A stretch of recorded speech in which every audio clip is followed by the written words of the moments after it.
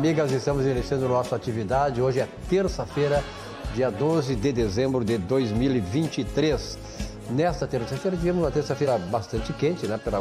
Está chegando o verão aí, que se aproxima sendo um verão muito quente, como vai ser, longo e quente, né? E já nesta altura dos acontecimentos, há uma comprovação de que neste momento, 18 horas e 34 minutos, aqui na zona norte de Porto Alegre, a temperatura é de 29 graus.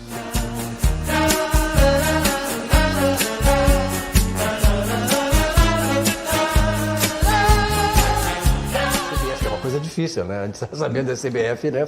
Mas essa foi a Comembol. Mas isso é Comembol. É a Comembol. Isso é Comembol que decide. Isso é Comembol, é tão ruim quanto? Mas é tão ruim quanto. Quer dizer, eu já falo na CBF, as entidades do esporte normalmente têm essa característica, né? Eu acho que a CBF foi a grande escola, né? Para as instituições de futebol da América Latina. Olha aqui, nós temos um presente para os gremistas, né? Para nós gremistas, toda a torcida gremista, nós temos um VT especial sobre a conquista do Grêmio lá em 11 de dezembro de 1983. Vamos acompanhar.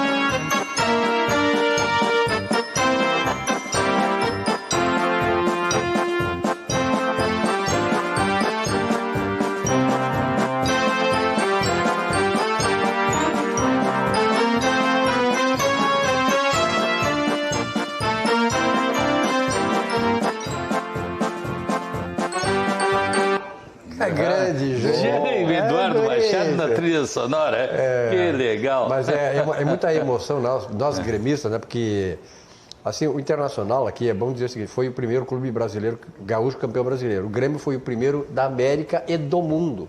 Então esse pioneirismo do Grêmio, né? Conquistar o mundo, é uma coisa que realmente nos edifica, nos dá muita alegria, né, Ramiro? Sem dúvida. E mostra, né, a categoria do nosso futebol gaúcho. Claro que eu sou gremista e puxo a brasa para o meu assado tricolor, mas a qualidade do futebol gaúcho sempre é importantíssima. Eu sempre cito isso e tem um colega que está chegando por aqui agora que diz que eu sou meio gremista e meio colorado.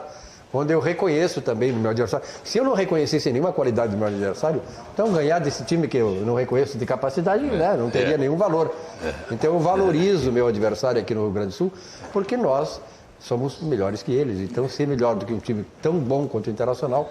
Afonso Praça Batista, como é que está, meu amigo?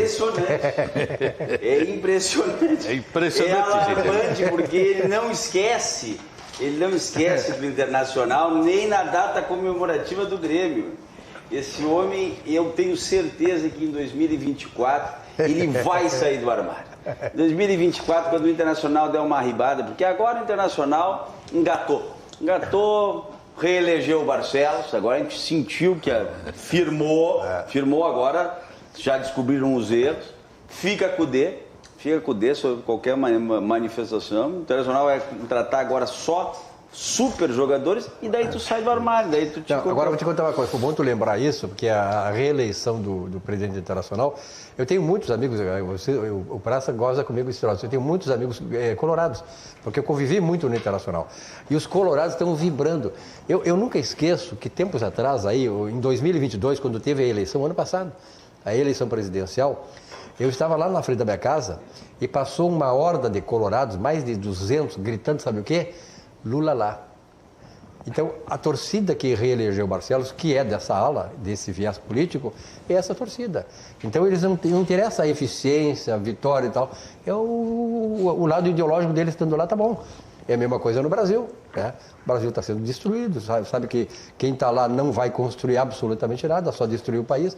Então, os colorados vão ter que agora, né, lamentavelmente para eles, porque tem torcedores de Internacional que não mereciam isso, mas esse lado aqui está reelegendo uma administração que foi uma administração péssima, sem nenhuma conquista para o Internacional. Quer dizer, o Internacional até tem um time bom, mas com uma administração que, sinceramente, acho não que ganhou nem torneio de bolinha de gude. Exatamente. Então, mas merece, né? Esse pessoal aí merece, essa esquerda aí que está hoje na grande mídia, claro que não cita isso, eu tenho acompanhado, não cita isso, mas essa é uma marca da atual administração.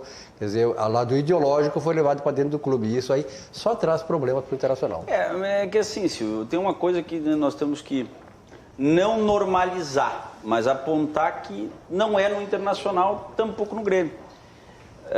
Que figuras de considerável qualidade, de considerável talento, entram nos clubes para conseguir notoriedade e impulso, e se catapultar a vida política. Nós temos tantos, né? O Vasco do Eurico Miranda, esse outro do Corinthians, né? Como é que é? Mateus, Vicente Mateus. Não, tem outro, tem um outro agora que estava também no meio. O próprio Koff, Sanches. O próprio Koff foi candidato, né? Foi candidato outrora, Romildo Bolzan. Romildo Bolzan, o diretor de futebol do Internacional é o José Olavo Bisol, que é genro de Romildo Bolzan, candidato a deputado estadual pelo PDT, né? Então, assim, é esse ponto do qual, não que eu mando de contra, mas eu acho que influencia.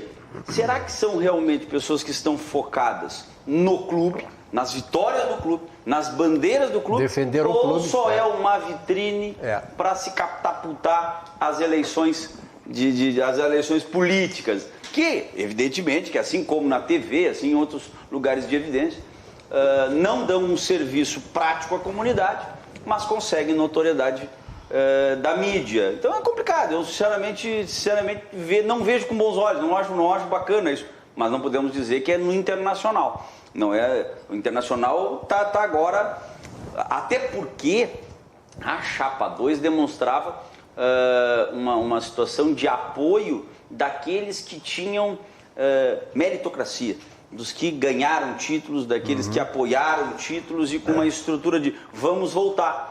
E essa ficou só pela promessa, vamos fazer diferente. Mas pelo jeito diferente não deu certo. Que é desse viés político a característica disso. É por isso que eu digo assim, a diferença no Internacional é que hoje, ao contrário de tempos lá atrás, quem votava, quem elegia a diretoria dos clubes era o Conselho Deliberativo.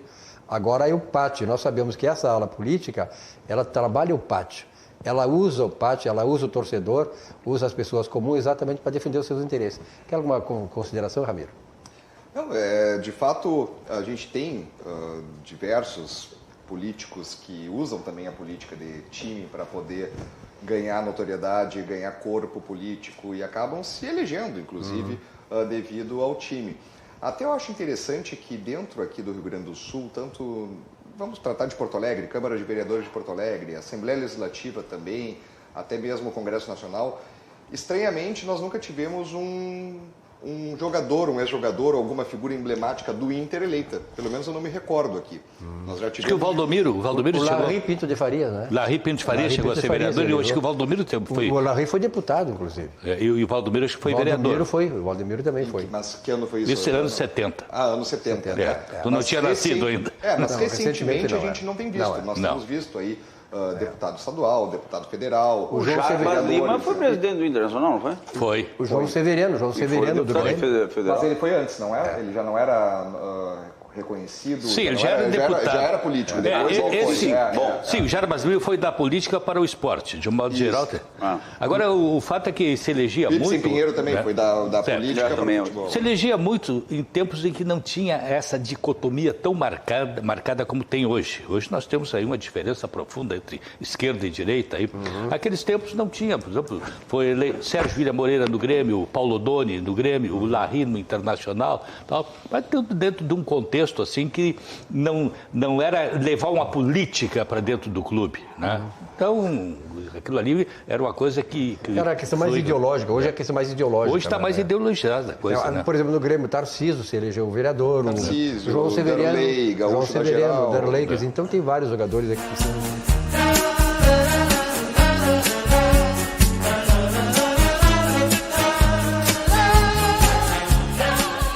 Afonso Praça Batista, queremos saber o teu destaque inicial. Tem vários, mas um está acontecendo em Porto Alegre, já estamos falando aqui. Está sendo julgado no Foro Central, segunda vara crime, um júri de um problema que nós temos que discutir, que é uma prática que se desenrolou, né, através de uma prática muito costumeira às vezes, que é a questão da briga no trânsito. Foi aquele caso do pai, filho e a mãe que morreram na frente do filhinho de 8 anos, o filho com 20, o pai e a mãe com 46 e 45, num domingo de janeiro de 2020, assassinados lá no Lamy, por um filho e uma mãe, né? Esse cidadão estava saindo de uma festa e daí perdeu o controle do carro numa estrada de chão, o Rafael Zanetti Silva, e acabou batendo então com o seu Aircross, a língua não faz a volta, na porta do carro da EcoSport do réu, né, que está sendo julgado, o seu Jonathan Bittencourt Vidalete. E ele sai em perseguição, sua mãe no banco de trás, e ali o desfecho é o assassinato dos 3 adultos, a criança de 8 anos fica na volta, tem a namorada também do moço de 20 anos que presenciou tudo. É o segundo dia de julgamento, uma coisa muito triste. O que fica de exemplo para essa situação? É que, costumeiramente, nós vemos briga no trânsito. Costumeiramente, nós vemos vídeos na internet de pessoas sendo... Semana passada eu vi um idoso brigando com um motoboy, depois fiquei com pena do idoso, mas daí fui ver de novo o vídeo. Ele dá um tapa no capacete do motoboy, um sujeito jovem, que desce, aí ele resolve, na precaução, tirar o para-brisa, tirou o para-brisa para botar dentro do carro, e quando ele larga os óculos dentro do carro, o sujeito dá uns 8 ou 9 socos no rosto dele, deixou o senhor totalmente tonto. Isso foi em Santo Ângelo, né, no noroeste do estado. Então, é aquela história. Um caso como esse, que acabou com uma família, deixou um órfão, diz que daí tem um rolo ainda de patrimônio, de herança, quem fica com a criança, quem fica com o patrimônio, enfim, tem uma situação não muito bem esclarecida diante do conflito criminal, mas, sobretudo, acabou com a vida de um cidadão que, na época, tinha 24 anos e que vai tomar uma boa cadeia, filho de família boa. Na verdade, a região ali, o nome da rua, a estrada Armando Inácio da Silveira, era o avô dele. Desse rapaz que matou. O rapaz que matou, porque a região ali rural, as terras eram do avô, que foram loteadas e divididas entre a família.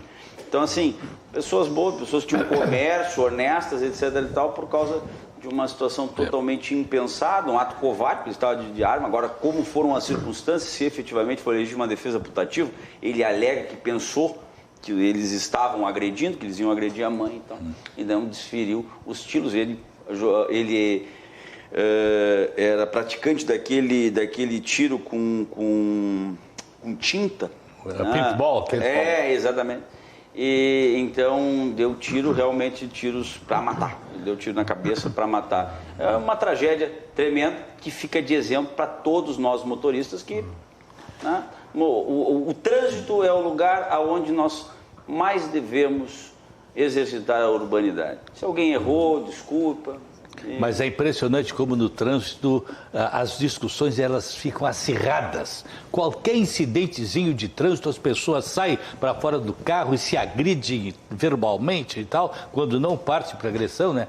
E aí levanta a questão, né, da portabilidade de armas, né? Que é uma discussão que está muito forte, já esteve mais forte no Brasil, hoje arrefeceu um pouco, mas é o caso. O pessoal está no trânsito, uma discussão besta a respeito de um incidente mínimo, resulta nas mortes das pessoas. Nesse caso aqui não tinha porte. Era registro, inclusive o nome do pai, não tinha nem porte. Aí que tá. Então a existência, é aquela história. No momento que se fala sobre a história da arma em si, eu tenho uma grande preocupação, porque o carro também mata. Então é o uso. A faca também mata. A faca também mata. Também então, mata. assim, tem que cuidar para quem vai entregar esta arma, esse acompanhamento, um exame mais aprimorado. Quiçá o que foi assassinado tivesse o porte legal de arma, até poderia eventualmente ter se protegido e poupado a própria vida. Aliás, esse tema trazido aqui pelo Afonso é importante, sobretudo nesta época do ano, né?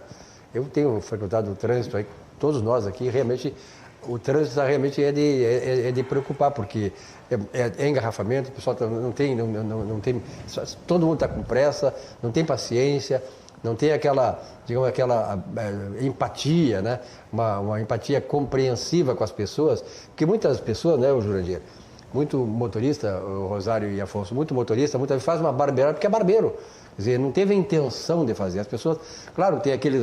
Hoje mesmo eu vinha para cá e tal, tinha atrás do carro que eu vinha, no Uber, vinha um camarada com o farol ligado e tá ali buzinando. Estava parado o trânsito. Daqui a pouco ele ficou do nosso lado e tal, e ficou parado. Ficamos na frente para ele. Quer dizer, então, o camarada não tem paciência. Tem que ter paciência. O trânsito hoje, nesses dias, sobretudo, que antecipam o final do ano, é mais complicado ainda, né, Ramiro, do que um camarada vereador em Porto Alegre e sabe, sobretudo, das questões institucionais, né, da questão do trânsito. O trânsito, todo mundo tem opinião para alguma solução de trânsito, né? É que nem jogo de futebol. Todo mundo é um pouco técnico, né? Todo mundo acha que a sua tática vai ser melhor do que aquela que está sendo empregada. E isso no trânsito é muito presente. A gente sempre vê, a IPTC talvez seja um dos órgãos mais odiados de Porto Alegre, né, porque acaba tendo ali uma certa representatividade no momento de restringir o acesso, de limitar a velocidade, de dizer para onde, né, os veículos, as massas ali devem se locomover. E eu acredito, e claro, obviamente tem a questão da multa, né, que ninguém gosta de ser multado. E quando dói no bolso, dói às vezes mais do que um soco, dependendo da situação. E aqui todo mundo tem muitas críticas com relação ao trânsito da cidade de Porto Alegre. Eu até acredito, tenho observado nos últimos tempos um certo alívio no trânsito, salvo quando a gente tem aqueles episódios de chuva no final da tarde, né, quando a gente tem maiores problemas, um grande evento ou vários eventos sendo realizados ao mesmo tempo na cidade. Mas eu tenho observado uma leve acentuada, assim, com relação ao trânsito, e isso se deve a diversos fatores, tanto uma cultura que acabou permanecendo desde o período de pandemia, das pessoas trabalharem mais em casa do que nos escritórios, do que dentro das empresas, ou também do fato das pessoas estarem morando mais próximo de onde trabalham, e principalmente o fato de viagens curtas estarem sendo substituídas por outros modais, né? Nós temos o próprio aplicativo, por mais que seja um veículo na rua, ele sempre está rodando e levando pessoas para um lado e para o outro. E eu vejo que isso acaba fazendo com que muitas pessoas deixem o carro em casa ou até não tenham mais o carro, ou utilizem apenas para passeio mesmo, nos finais de semana ou para alguns compromissos específicos. Também a gente tem visto o avanço do uso das bicicletas, do uso até agora chegou de novo na cidade, aqueles patinetes. Então, para viagens curtas, isso de certa forma tem ajudado bastante. Ali no centro eu tenho observado bastante. Os patinetes estão regulamentados? Na cidade, uma tentativa de regulamentar. Né? Se tentou regulamentar no passado, não avançou, né? De se colocar capacete, enfim. Não, existe ali um contrato que o cidadão faz no momento que baixa o aplicativo, né? Aí o doutor aqui Batista vai poder fazer a crítica pertinente, né, com relação a esses contratos, que é quase um contrato de adesão ali, né? Não conheço. Mas diz que o cidadão é o responsável por utilizar o veículo, ele tem um limitador de velocidade, né? Mas por onde circular? Por onde circular. Houve uma definição? Isso aí não houve. Não houve ainda, definição, então, né? Pode ser utilizado nas calçadas.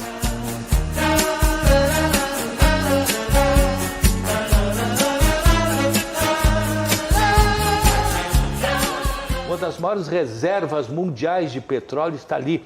Os caras hoje não têm gasolina para abastecer os carros deles. Tia. Os caras têm que fazer filas imensas lá para obter gasolina para abastecimento. Então, como é que tu vai dar um respaldo para um regime dessa natureza? Eles se mantêm, por quê? Porque eles pegaram as Forças Armadas. Eles cooptaram as Forças Armadas. Bom, só para ter uma ideia, os Estados Unidos, que se constitui o maior exército do mundo, a maior força militar do mundo, tem 636 generais. A Venezuela tem 1.200 generais. Afonso Praça Batista. Eu até vou para um outro tema, mas só fazer uma complementação. Eu acho que a ONU mete o bedelho em tanta coisa, mas de efetiva não tem nada. Né? ela opina muito. E uma das questões é uma das 3 normas, né? Autodefesa, defesa dos seus nacionais e defesa da humanidade, né? Causas humanitárias. E uma intervenção na Venezuela diante deste mote, embora uma questão, deveria ser discutida. Uma intervenção, uma deposição, porque não é possível, né? É subhumano o que eles passam lá. Ali, no caso da Venezuela, tem um dispositivo que é o que deixa tudo muito claro, porque a Guiana, assim como os Estados Unidos, o Brasil, os países daqui da América, compõem a Organização dos Estados Americanos, a OEA.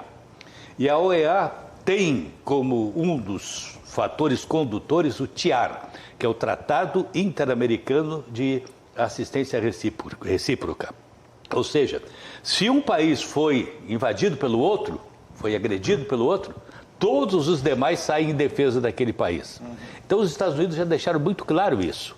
Quer dizer, se a Venezuela agredir a Guiana, tem o TIAR, está ali, está... É o tratado que foi assinado por todos. Não dura meia hora. É imediato.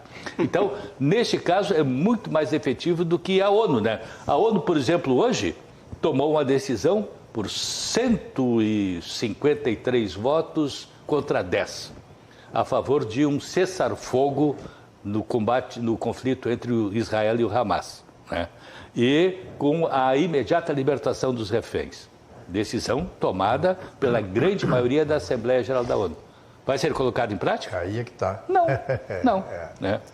É uma resolução, mas não tem poder, né, de ser implantado, digamos assim, na prática efetivamente. Isso é a falta também de representatividade e de respeitabilidade da ONU, né? A ONU perdeu completamente.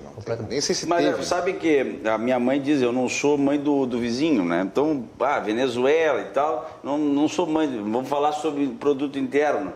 E produto interno, em palestra na sede do Ministério Público Federal, o grande pensador jurídico contemporâneo Alexandre de Moraes largou mais uma pérola essa semana, não sei se vocês ouviram, né? Que a corrupção é um mal que afeta o Brasil e ele não tem combate, que na verdade volta e meia, né?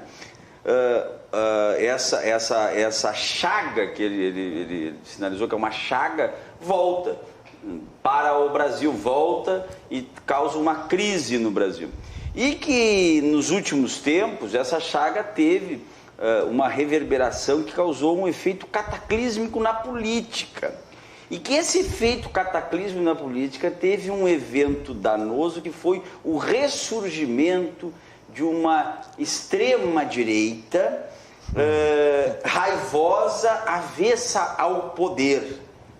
E concluiu: quem não vê como eu vejo está errado. Ele quase fez a frase do Ariano Suassuna: só existem 2 pessoas no mundo, as que concordam comigo e as que estão equivocadas, né?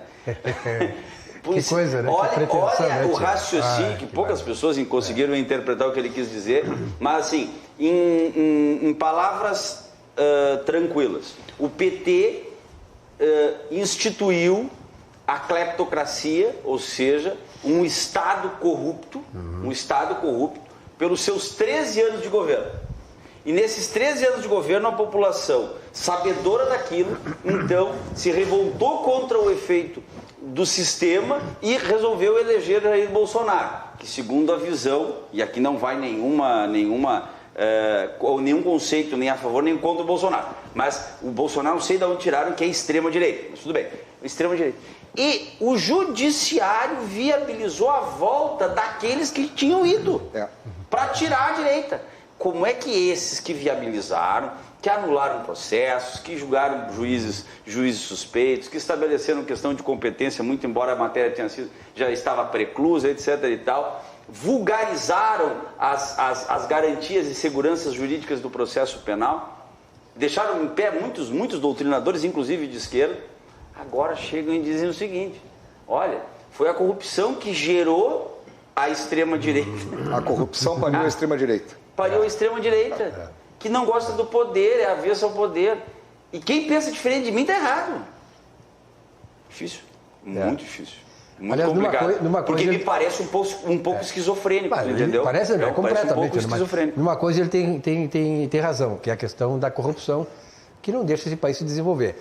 Veja bem, eu, como professor de História do Pensamento Econômico, existem 3 virtudes principais que os países desenvolvidos, países classe A lá em cima, Estados Unidos, Grã-Bretanha, aqueles países nórdicos lá, que eles estabelecem como normas fundamentais para um país se desenvolver. 3 virtudes. Em primeiro lugar, trabalho, amor ao trabalho. Em segundo lugar, a virtude da poupança. E a terceira, e aí é que eu concordo com o Alexandre de Moraes, que é a virtude da honestidade. O Brasil pode até resolver o problema da poupança, do amor ao trabalho. Nós temos amor ao trabalho, temos uma certa poupança. Agora, enquanto não resolvermos o problema da honestidade, jamais seremos Mas é que um país complicado. Veio agora um videozinho rápido e lançaram, e o vídeo não foi gravado de forma fortuita. Foi gravado porque ele olha para a câmera, ele dá um sorriso. O Humberto Costa, senador nordestino, encontra com o Flávio Dino num elevador de algum prédio público em Brasília, e com os braços abertos, diz: vim aqui empenhar aqui o meu desejo que eu vou votar no senhor, o meu voto é seu. E Dino então responde, diz o seguinte: olha, eu tinha uma certa dúvida, mas agora estou seguro que você vai votar em mim. Pô, mas é um teatro, tio. Não, olha, aquilo ali são políticos de carreira. Político de carreira. E esse sujeito vai receber um cargo vitalício no Supremo Tribunal Federal. E será muito pior do que nós já temos aí. Esse vai mostrar efetivamente o que é clientelismo. Tenho absoluta certeza. Este cidadão, ao momento em que sentar na cadeira de Rosa Weber, espere. E a militância de esquerda é tão maluca que busca, inclusive, construir uma justificativa para a ida do Dino ao STF, até chamando ele agora de negro. Ele é negro. Vai dar uma cota Não, tem gente que diz que ele é negro. Ele já foi branco, pardo, agora é indicado ao STF que é negro. Mas da onde? Para eles construírem uma narrativa para tentar encaixar a loucura da indicação completamente, enfim, equivocada e maldosa do Lula. Se não votarem nele, é racismo. Não estou acusando ninguém aqui no ar, só tem uma coisa. No mensalão, diziam que um parlamentar recebia 30 mil para votar a favor do governo, né? Pois é, um agora recebe o cargo de PGR porque fez o parecer favorável à inelegibilidade do Bolsonaro.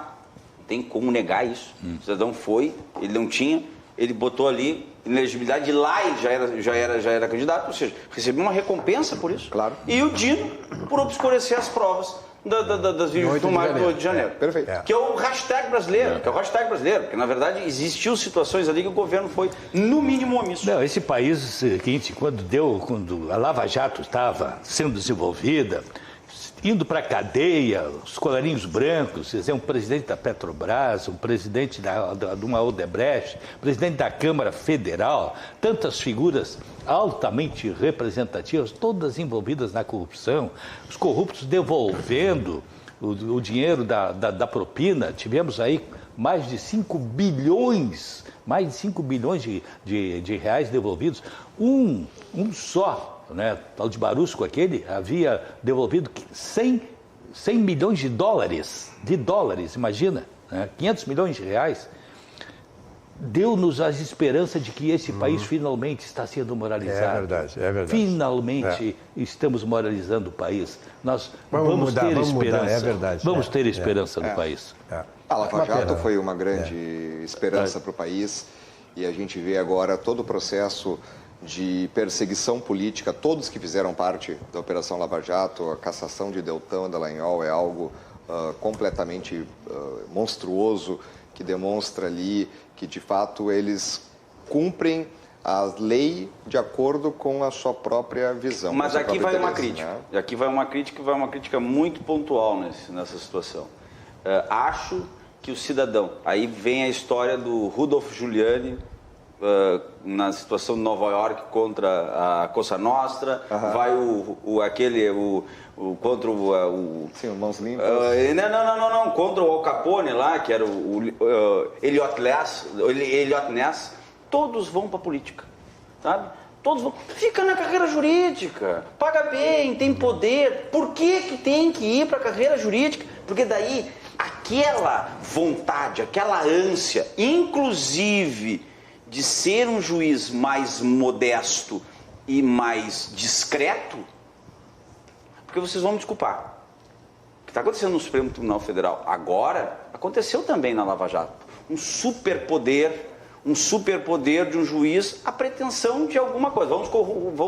Vamos contra a corrupção. Agora eles estão contra a Grey que estava antes. Mas vamos contra a corrupção. O juiz tem que ter discrição. Não existe Sérgio Moro, existe o gabinete da 13ª Vara de Curitiba. Esse heroísmo dos bonecos lá do Nordeste, lá de Olinda, é que demonstra uma situação e dá efetivamente ao vítima para que eles digam, fizeram porque queriam recompensa política. Ou seja, Brasil sendo Brasil sempre. Não, isso aí está certo, né? Realmente subiu para a cabeça, né? Demais. A mosca azul. Mas justamente devido a esse movimento de esperança que havia também, se colocava, né? Ao momento que as pessoas começaram a reconhecê-lo por isso também, talvez aí sim a vaidade tenha considerado. Porque continuasse lá no seu cargo, a sua atividade jurídica, estaria até hoje lá, sem problema. E ninguém botaria o dedo na cara dele. Mas o Deltan faz um relato muito bonito, assim, da trajetória de vida dele.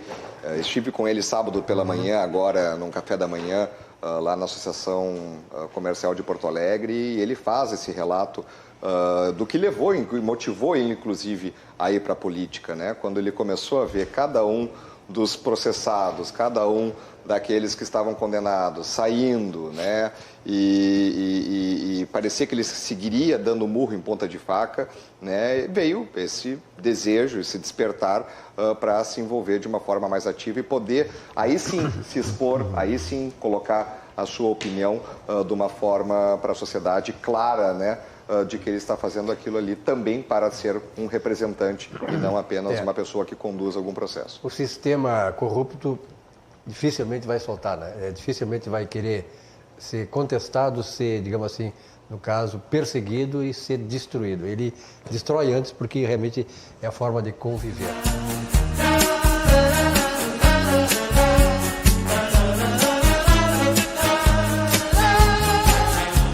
O presidente do Brasil fez uma apresentação que ele fez com a turma dele ali, né?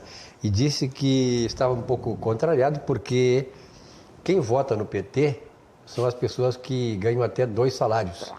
Quem ganha mais de 5 mil não vota do PT. Qual é a interpretação que tu dá para isso, Jurandir? Que as pessoas, ele diz, na medida que ganham mais não votam mais no PT. Vão se esclarecendo. Por que será, né? Na medida que as pessoas vão se esclarecendo, não vão mais votando do PT. Em última análise é isso, ele né? Desfrutando, né? Vamos lá. Jura? Silvio, de forma literal ele colocou. De forma literal. Nós queremos todos os pobres. Que das pessoas, o metalúrgico do ABC Paulista, que quando ganha já 8 mil reais, já passou de um estado de dificuldades financeiras, enfim, e tem mais instrução, deixa de votar no PT. Para mim, o recado é muito claro. Né? Ele quer, na verdade, a perpetuação da pobreza, né? Que as pessoas continuem ignorantes para poder seguir votando no PT. E ele ainda fala, olha, nós precisamos aprender a dialogar, né, com essas pessoas. Primeiro que o Lula não dialoga com a sociedade, ele engana a sociedade. Né? E quando a sociedade minimamente consegue enxergar além da sua bolha, consegue analisar de fato a política nacional, obviamente, e isso ele tem razão, deixa de votar no PT. Eu espero que eles continuem não conseguindo dialogar, ou seja, não conseguindo enganar essas pessoas. Eu quero dar um recado para aquelas pessoas que são petistas e que muitas vezes eu chamo de ignorantes. Agora, não sou eu que estou chamando. É o próprio Lula que está dizendo que vocês que votam nele são ignorantes. Exato.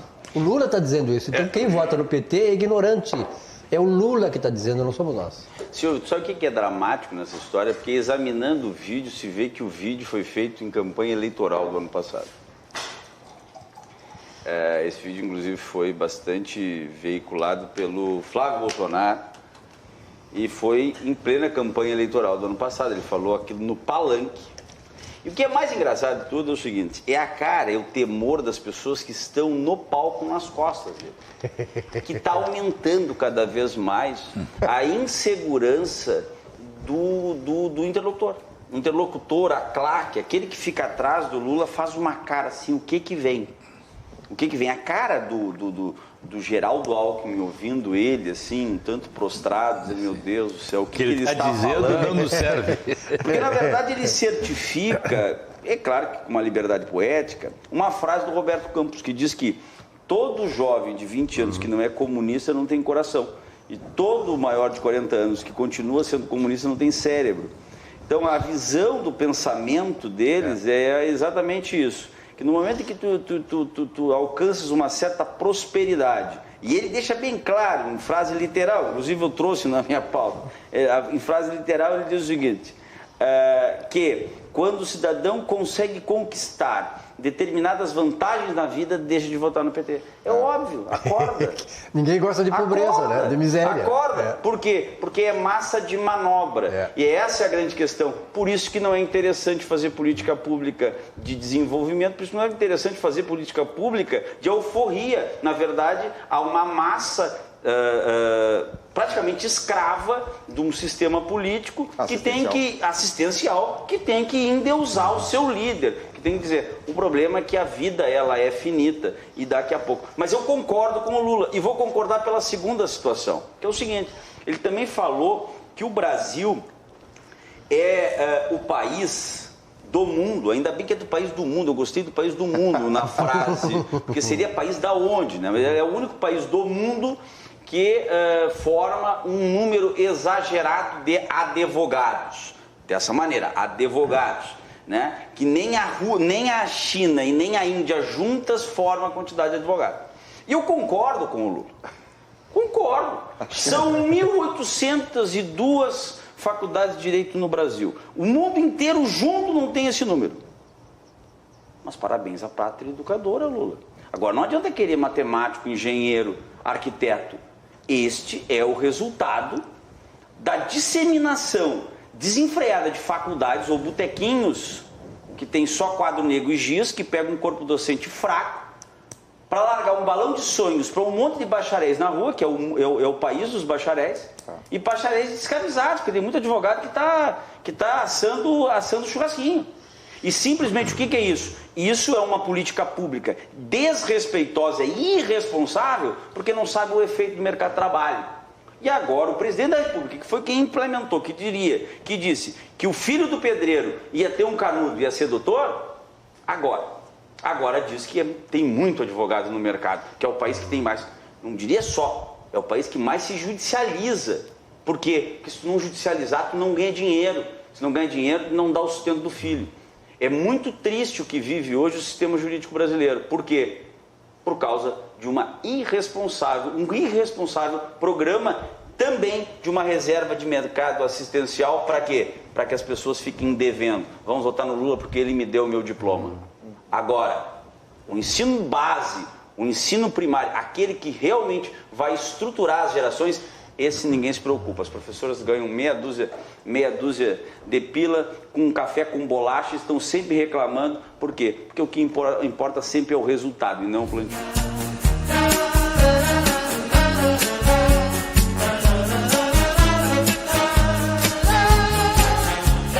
Concurso público, não é isso? Exatamente. Eu me permito uma parte, a parte gostosa, aquele que a gente concorda, não manda contra, que é o seguinte... Primeiro que existe a figura americana do paralegal, que não é o advogado, que é aquele que efetivamente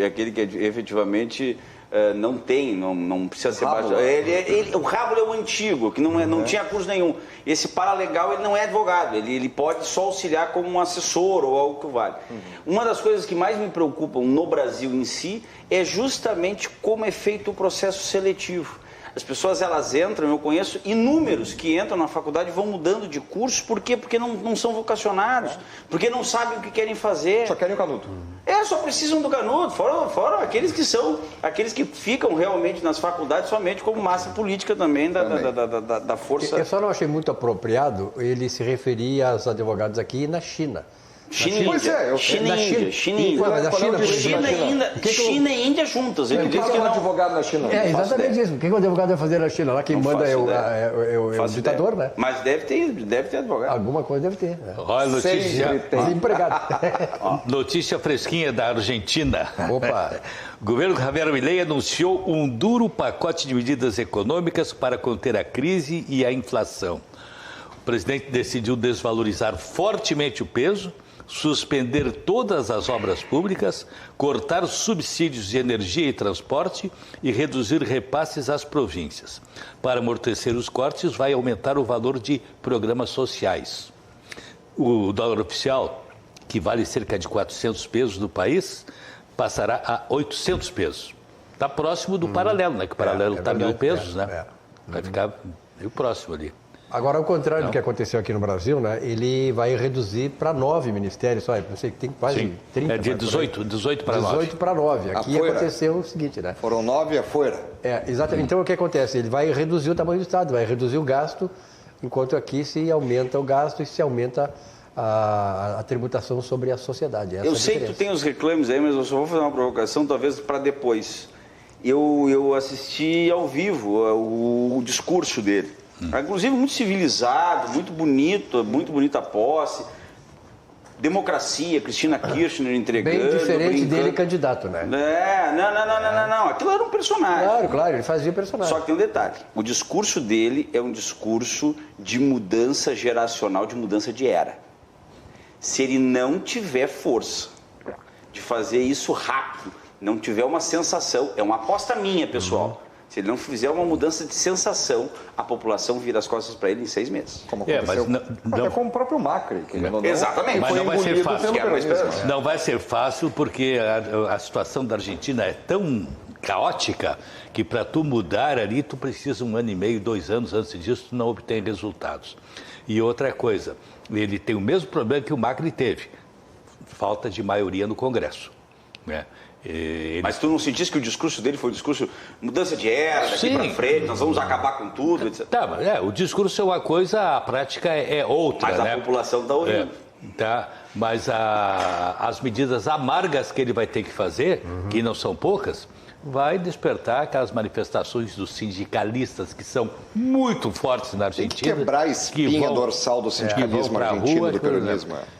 Esse é um dos aspectos fundamentais, porque eles estão acostumados a viver às custas do Estado. Todas as custas do Estado. Aliás, uma das melhores medidas que o Temer fez foi o fim do imposto sindical, né? Agora voltou. E agora voltou pelas mãos de quem?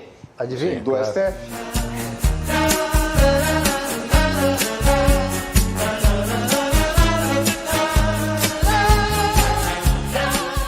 Estamos chegando ao final do nosso programa desta terça-feira, lembrando que amanhã o dia vai ser um dia bom com sol, temperatura de 35 graus centígrados a máxima e 24 graus a mínima. Afonso, obrigado pela tua presença, um recado final. Eu agradeço, só estabelecer uma pequena notícia, o médico de Novo Hamburgo, o cirurgião João Batista Couto Neto, foi indiciado por 43 mortes, indiciado por homicídio. E como nós não morremos afogados, agora vamos morrer assados, né? Porque agora diz que essa semana vai ser de assado. Perfeito.